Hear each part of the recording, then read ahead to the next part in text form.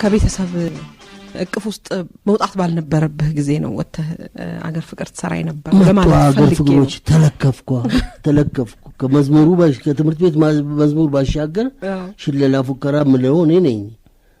በቲያትር አንዳንድ ቲያትር ቦታ አንድን ወይ ጋሽዩ ኤድን ወይ መዝሙር ገብረወልድን ያሰፋባትን ሙዚቃ አዳምጪ መዝፈን የሚችለው እኔ ነኝ ለራሴ እና ስለዚህ ተፈለክ ሆነ ጥሪ ነው። አንድ ቀን ለአንድ ስራ ሀገር ፍቅር ውስጥ ብቀር ሌላ ቀን እንዳልሰራ ተደረገ። ያቺ ቀን ለኔ የሰቆቃ ቀን ነበረች እና መጀመሪያ የተጫወትኳት ዘፈን ብትኖር ጥላ ከለላይ ነች። ሁለተኛ ጽጌረዳ ነሽ ነች። ከዛ በኋላ ያሰፋበት አንድ ድርሰቶች ነው የምጫወት የነበረው የብርቱካኔ ብዙ ነገር ዘፈኖች አሉ።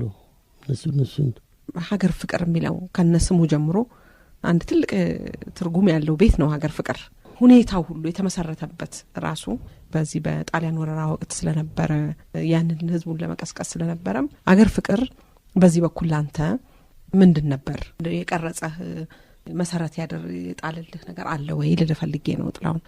አዎ ለዲማ መሰረት ይጣልልኝ እኔ በአጠቃላይ አገር ፍቅር ተጸነስኩ ክብር ዘበኛ ተወለድኩ ማለት ይችላል። ይሄ ነው ቋንቋዬ። ልክ ነው። ወደ ክብር ዘበኛ እንሂድ። ክብር ዘበኛ ኦርኬስትራ ውስጥ እንዳልከው አንተ ያደክበት ቤት ነው።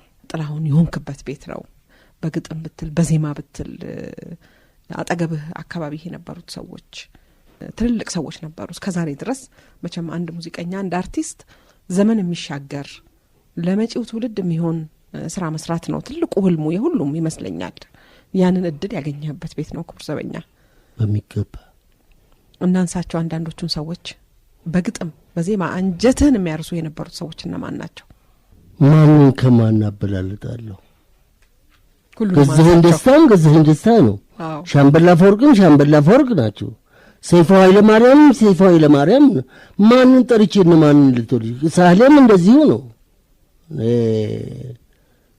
የጋሽ ሳህሌና አደራረስና የጋሽ ጸጋይ ስነ ጽሁፍ ባፋቸው ይይዛቸዋል፣ ግን የወረቀት አዝማሪ ናቸው ሁለቱ። ጸጋይ ገብረ መድኅንን ማለት ነው። በእውነት ካፉ የሚወጣው አንዳንድ ቃላት ሊገባሽ አይችልም፣ ግን በእጅ ጽሁፍ ሲገባ እንዴት አድርጎት እንደሚል ግራ የሚያጋባ ነገር። ጋሽ ሳህሌም እንደዚያው ምናልባት ጋሽ ጸጋይ አምቦ ቢሆን እሱ ወለጋን መንገዳቸው ነው መሰለኝ። መንገዱ ክብር ዘበኛ ብዙ ሰው የክብር ዘበኛ ኦርኬስትራን የሚያስታውሰው ልደት አዳራሽ በአመት አንድ ጊዜ በሚደረገው ትርኢት ወጣቶች ያስታውሱታል። በዛን ጊዜ የዩኒቨርሲቲ ተማሪዎች የነበሩ ያስታውሱታል። በጣም ከፍተኛ ደረጃ ላይ የደረሳችሁበት ጊዜ ነበር። ምን ትዝታለህ አንተ ስለ ልደት አዳራሽ? እስቲ ልደት አዳራሽንም ከክብር ዘበኛ ላሳነሰው ካንተ አንቱ ያሰኘኝ አዳራሽ ነበር። ያ ሁሉ አለፈና ኩዴታው መጣ፣ ምናምን ተበታተን እንደገና ተሰባሰብን። 50 አለቃ ተዘራ ኃይለሚካኤል፣ 100 አለቃ ተፈራ ካሳ እና ሻለቃ ግርማ አድጎይ እነዚህ ሁሉ ተምረዋል እና ካንታንቶ የሚያሰኙ ናቸው እነዚህ ሰዎች። ብዙዎቹ ስራዎች እና ብዙዎቹም የሻምበል አፈወርቅም አለበት፣ የገዛኸኝ ደስታም አለበት፣ የሰይፉ ኃይለ ማርያምም አለበት፣ የኮሎኔል ሳህሌም አለበት፣ የኮሎኔል ኃይሉም አለበት። እነዚህ ሁሉ ተደርሶ በሚመጣበት ጊዜ አሬንጅ አድርገው ሙዚቃውን ከድምጽ ጋር አቀናብረው ምን ብሎ ጨርሰው ሲያበቁ ለህዝብ ጆሮ የሚያስደምጡት እነሱ ነበር። በኋላ የመጣው ደግሞ ሰለሞን ተሰማ። እነዚህ ሁሉ አስተዋጽኦ አላቸው። በተለይ ልደት አዳራሽ የምታቀርባቸው ዘፈኖች ትርጉም የሚያገኙበት ቦታም ነበረ። አዎ ተማሪዎች ናቸው፣ ወጣቶች ናቸው፣ ለለውጥ የተነሳሱ ናቸው። የምትለው ነገር በቀጥታ ወደ ልባቸው ስሜት የሚደርስላቸው ነበሩ። በጣም ይረዳሉ። በጣም ጥሩ ጆሮ አላቸው፣ ያዳምጣሉ። በዛን ጊዜ ትችቱንም አሜን ብሎ መቀበል ነው፣ ምስጋናውን አሜን ብሎ መቀበል ነው። በቃ ይሄ ነው ልደታ አዳራሽ የምንሰራው የወታደር ክፍሎች ክብር ዘበኛ ምድር ጦር ፖሊስ ኢትዮጵያ ኦርኬስትራ እነዚህ ብሔራዊ ቲያትርም አገር ፍቅርም ሲኒማ ራስም እነዚህ የምንሰራው የነበረው ለማሊያ እንጂ ለገንዘብ አልነበረም እና የዛን ጊዜ ትውስታዬ ይሄ ነው እና በዛን ጊዜ የነበረው ኃይልና ወይንም የትርኢቱ መልኩ በጣም የተለያየ ነው ምን እናስደስት ምን ይዘን እንቅረብ ማን ያሸንፋል እንቁጣጣሽ የትኛው ቡድን ጥርጥር የለውም ሁላችንም በየክፍላችን ማስጠንቀቂያ ተሰጥቶን ነው የምንወጣው እኔ ሻለቃ ዮሐንስ ምስክር ስታውሳቸዋለሁ እሳቸው ገና ኡኡታነት ዛልኝ ጥንቱ የወጡበት ጊዜ ነው ዋንጫ አለ አዘጋጁ ደግሞ ፊሊፕስ ነው ለልደታ አዳራሽ ሳውንድ ምናምን የሚሰራው ፊሊፕስ ነው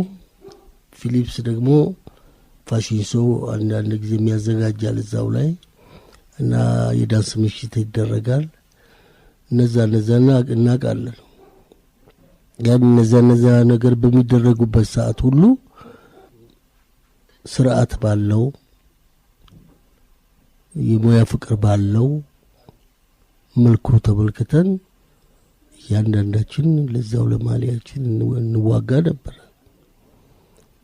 መጨረሻ ላይ ጥላሁን አልኩ ከክፍሌ ነው የተጠራው እቺ ዋንጫ ብታስበላት እቺን 45 ተመልከታት እንደዚህ ነበር የሚሰጠኝ ነበር ማሸነፍ አለበት አዎ የመንግስቱም እንደዚሁ ነበር የሚያዘው እኛም ሁሉ ጊዜ የሚገርመኝ መጨረሻ ነው የምንሰራው ክብር ዘበኛ ሁሉ ጊዜ መጨረሻ ነው የሚሰራው እነዛ ሰዎች ሰርቶ እስኪጨርሱ ድረስ ከቦታው ጠፋና ቤቴ ሄጄ ተኛለሁ ሰዓቴን በዚህ ሰዓት ላይ ቀስቅሽኝ ይላለሁ ስንሳ ቡና ይፈላል ጠጣለሁ ከመስሪያ ቤት መኪና ይመጣልኛል አንድ አምስት ዘፈንና ሶስት ዘፈን ሲቀርብ እኔ ጋር ደርሳል ከዛ ታይዘን ሄዳለን የኛ ሲጠመድ አንድ እንግዲህ የሰው ማንበቢያ ነው አንደኛው ሙዚቃ እያንዳንዳችን በግፋ ቢል 4 ይደርሰናል አንድ ማንበቢያ ነው ሁለት መኮርኮሪያ ነው ሶስት መገመቻ ነው 4 ድብልቅልቅ መውጫው ነው ይሄን ተዋመንበታል ከዛ በኋላ ቢስ ነው እንግዲህ አንድ ዘፈንም 4-5 ጊዜ የተደገመበት ጊዜ አለ እና ፍቅር አለ ከሁሉ ፍቅር አለ እንደገና ያ በዓል ያልፍልሽና 3 ወር መዝናናት ከተማ መዞር ብራብ በዝናናት ከመጣ በኋላ በስድስተኛ ወር ላይ ዜማ ደራሲም ወደ ዜማ ደራሲነቱ ግጥም ደራሲ ወደ ግጥም ደራሲነቱ ተውዝዋዜ የሚያወጣም ወደ ውዝዋዜው ያተኩራል ይሰባሰብ ይጨብቅዳ እንግዲህ የሚቀረው 6 ወር ነው ያ ሁሉ ገጣሚው ያንጎሉን ጭማቂ እንትን ብሎ ናየለም ጣታቸው ውሃ እስከሚቋጥር ድረስ ማንዶሊናቸውን እየበቱና ተዘራ እነ ኮሬል ሳሌ እነዚህ ሁሉ ውለታቸውንና ውጤታቸው መሬት ላለመሰረቀት እንማማት ነበር እኔ በዛ ጊዜ ያለው ፍቅር በአሁኑ ጊዜ መኖሩም ራሱ ያጠራጥረኛል ረጅም ጊዜ ተለማመዳላችሁ አዎ እና አንድ የሙዚቃ ወይ በአርት እንትን በሚመጣበት ጊዜ ሲኒማም ፔል ሲኒማ አድዋ ሲኒማ ኢትዮጵያ ነበር ክብር ዘበኛ ለዛ ጊዜ ትኬት ገዝቶ ይሰጥና ተወዛዋዦቹን ውዝዋዜን ከዛ ተወስዳለህ ዘፋኙም የዘፋኙን አክት ከዛ ምን የሆነ ተወስዳለህ በእነዚህ ነበር ታውቃቸዋለህ እነ ጀነራል መንግስቱን በቅርብ ማለት ነው በሚገባ ያበረታታሉ በጣም እንደውም ዋልስ ዳንስ ሲደንሱ መቸስ ሌላ ነበሩ ይባላል ጀነራል መንግስቱ ነው አይ ቅዳሜ ሁሉ ጊዜ ቤታቸው ይደረጋል ክብር ዘበኛ ሆስፒታል ውስጥ ነው ቤታቸው የነበረው ከፈጥሮ ድራሽ ጀነራል ጽጌ ዲቦ ማይቀሩ ናቸው ሌሎችም መኮንኖች ማይቀሩ ናቸው የደስታ ጊዜ ነበር የፍቅር ጊዜ ነበር እና ሌሊቱን በቃ እንደዚህቹ ስንሰራ እናድራለን። ዳንስ ነው፣ መባላት ነው፣ መጠጣት ነው። ትንሽ ኪስ ጎደል ሰው ያውና ሰው ምን ሆነሻል ይሉና ኪስ ውስጥ የሆነ ነገር ጠብ ያደርገ መጨረሻ ላይ እኔና ካሳ ተሰማ እንቀራለን። አንዳንዴም አስካለ ብርሃኔ፣ አንዳንዴም ደግሞ እሳቱ ተሰማ። ከኛ በፊት ግን ክብር ዘበኛ ውስጥ የነበረው እንትና ነበረ መስፍን ኃይሌ ነው የሚባለው ሞቷል። እሱ ክብር ዘበኛ ነበር መጀመሪያው ነው። በኋላ ጀነራል ጽጌ መኮንነት ማድረግ ሰጠዋል። ከሁለት አድናችሁ ሰጠኛል። አንተን ነው ጀነራል ጽጌና ጀነራል መንግስቱ ናቸው። ከሁለት አድናችሁ ሰጠኝ መኮንነት አደርጋለሁ አለ። መስፈኑ ሰጥቶት እሱ መቶ አለቃ ሆነ። ክብር ዘበኛ ሆንኩ። በቃ ያን ዘመን እንደዚህ አይነት ጊዜ ነበር። በንጉሱ ፊት መቼስ የልደት በዓለም ሲሆን እንዲህም ሲሆን የሙዚቃ ትርኢት ታሳያላችሁ። አንድ ቦታ ላይ ምን አነበብኩኝ፣ ውሻ አሳድጋለሁ የሚል አንድ ዘፈን አለ። ብዙ ሰው አያውቀውም ያንተን ዘፈን። ባለቤቱ ሲሞት ይገባል ከዋሻ ውለታና ይረሳም ያሳደጉት ውሻ አሳድጋለሁ የሚለው መሰለኝ። ውሻ ይዘህ ይሄንን ንጉሱ ፊት ዘፍነህ ቅጣት ደርሶብሃል የሚል ነገር ሰማሁ። እኔ ንጉሱ ፊት እሳቸው ፊት ውሻ በመሰረቱ ልደት አዳራሽ ነው እሱ ነገር የተሰራው። ውስኪ የምትባል ውሻ ነበረች የጓደኛዬ። ውሻይቷም ከቤተ መንግስት የወጣች ነች። ነገሩ የጓደኛዬ ነበረች እና እሷ ልጄ ነው ስቴጅ ላይ ያወጣሁት እና አስመስዬ ለመስራት ብዬ እንደ አንድ የትርኢቱ አካል አድርገህ ያቀረብኩት ሌላ ትርጉም አልነበረው። በዛን ሰዓት ላይ እንግዲህ እኔ ተቀናቀንኩ መሰላቸው ሰደበናሉና ክስ መጣ ለዘፈኖች። እና ደግነቱ ሳንሱር ያለፈበት ወረቀት አንዳንዴ ማስደንገጫ ሲመጣ ቶሎ ትንላለን እና ኪሴ ውስጥ ይዤ ነበር።